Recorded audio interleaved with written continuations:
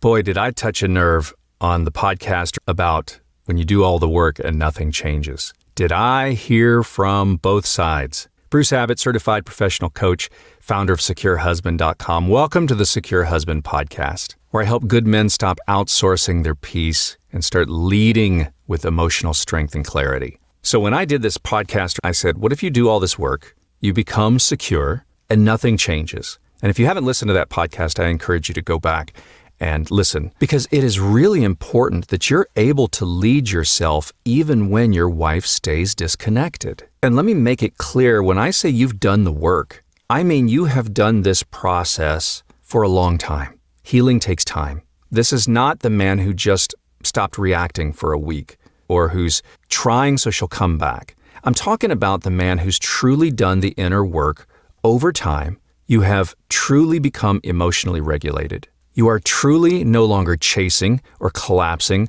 or guilt-tripping. You have built a fuller life outside of the marriage. You have indeed stopped relying on your wife for validation, and you have stayed steady and present over the long haul.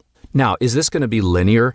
No, it's a roller coaster ride. It's going to be ups and downs. You're going to have good days. You're going to have bad days. My point is, you truly have to have done the work, and you truly feel that you have become more secure. You know it. You will know it inside. I like to call it a swagger. That's when I know that I've reached a certain point in my healing. And even in those moments where I'm feeling that swagger, when I'm feeling that I have truly healed, sometimes nothing around me has changed. There have been times where I have felt more secure, but she's still been avoidant and distant and cold and unresponsive to physical or emotional closeness. And maybe you are noticing that too. Maybe she still hasn't initiated sex or affection in months, years. And if you're asking yourself, is this just how it's going to be? Then you have to ask yourself, have I truly become secure? Because then you can ask yourself, what if I truly am secure? And I still think that you don't have to ask yourself this. You know it. You can feel it. But what if she never comes closer?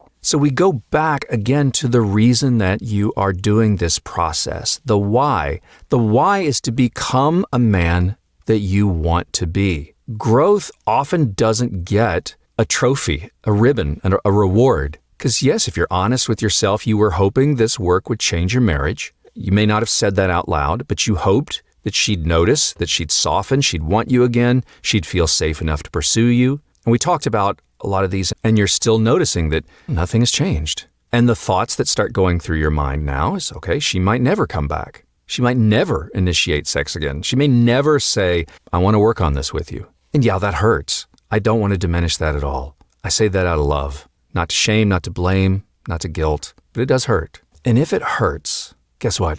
You're human. You have emotions. You have feelings. Now, what you do with those determines whether you truly have become secure or not. And you have to ask yourself that tough question. Am I just going through the motions, or do I truly feel more secure? And it's a process. You're never going to be this 100% secure man. But if you can get 95% of the way there, you will have made profound change in your life. Because yeah, you're still asking yourself those questions. Okay, what was the point of all this? Did I just do all of this for nothing? Okay, so am I more secure in a marriage that's still completely disconnected? Just notice those doubts and continue to do the work. You have to take an honest look at what is, not what you hope for. So you got to notice. We always talk about the first step is just noticing. Notice the reality without collapsing. And you can start minimizing the thoughts in your mind that say, maybe she'll change. Maybe she's just going through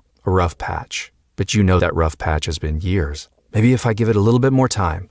Now, I sometimes get comments that I contradict myself because I say this takes time. Healing does take time. Healing is not a quick fix. It takes time for you to heal and make those changes that help bring back emotional safety in your marriage, to bring back emotional trust.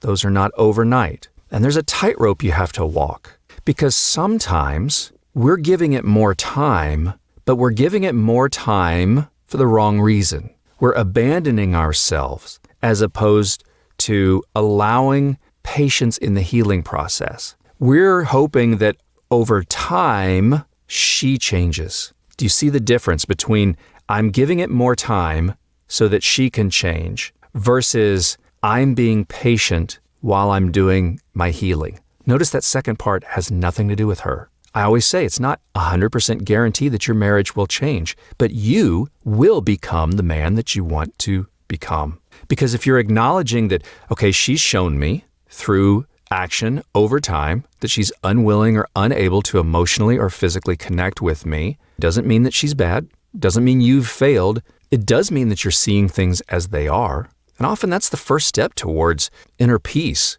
even if it hurts. And you choose to feel that grief that you've been avoiding because you are still healing. Grief's the emotion men fear the most because it doesn't come with any control. And we men, we like to control. But if you don't grieve things, you're going to stay angry and resentful, and you're going to be closed off in your life to yourself and others. Although the healing process never really stops, you're in the beginning of it, even if you don't realize it. And you can grieve what's true, that you may never be wanted by your wife again, and that sex may never return, and that emotional partnership, it may never happen. And what you are thinking in your head, your dreams of what this marriage could be, might not come to life. And you don't stay in this grief forever, though. But you do have to go through it, because on the other side is peace and clarity. And until you really get comfortable with that, you haven't become that man that you really want to be, that secure husband, because there's still a part of you that still wants to be chosen. That's the wound underneath all this that still needs healing. And understanding this and realizing you may still be early on in the journey, whether you knew it or not. But see, that wound underneath all of this is what's telling you, hey, I did the work.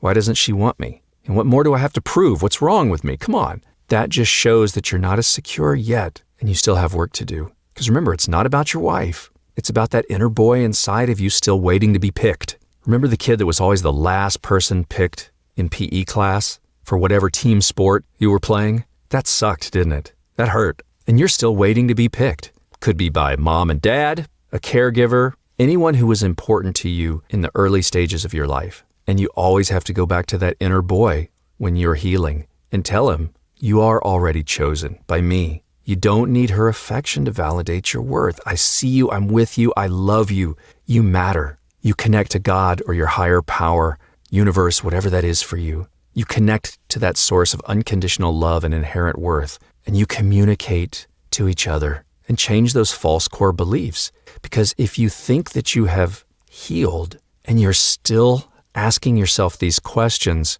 you're still living your life trying to fix the past. And so you may not be there yet. You may not be in a place where you're really living in the present with full security. And you can tell yourself, hey, you know what? I think I still have more work to do. And you understand that staying, it doesn't mean self-betrayal if you're not betraying yourself. So I just want to make it clear, you don't have to leave your marriage. You can stay in your marriage with love and clarity and a strong heart, but only if honestly, deep down inside, that feels good to you. If it doesn't feel good to you, then you have to stop abandoning yourself in the hope that she'll come around. And you must stop expecting her to change. If she changes, that's great. Because again, the whole secure husband process is more about becoming the man that you want to be and not how can I get my wife back. When you become the man you want to be, oftentimes that happens, but it's not a guarantee. But you do have to ask yourself, can I live in a meaningful, fulfilling life if this marriage changes or never changes? What do you want? Can I show up lovingly and calmly without begging or hoping? And can I build a life outside this marriage that's rich and joyful and authentic? I believe if the answer is yes, stay. And if that answer is no to you, don't react. Don't pull a knee-jerk reaction.